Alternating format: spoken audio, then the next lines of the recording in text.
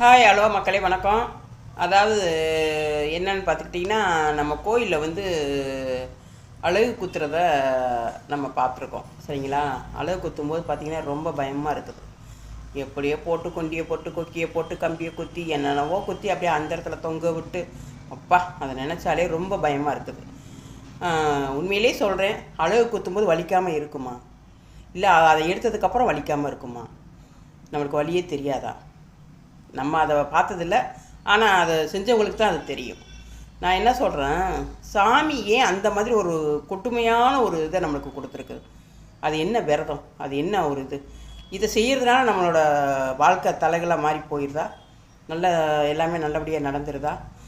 ஒரு குழந்தைக்கு ஊசி குத்துனா கூட, டாக்டர் ஊசி குத்துனா கூட ஐயோ ஊசி குத்துறாங்களேன்னு சொல்லிட்டு வெளியில் வர தாய்மார்கள் எத்தனையோ பேர் இருக்கும். சரிங்களா? எக்ஸாம்பிள் நானுமே அப்படி தான்.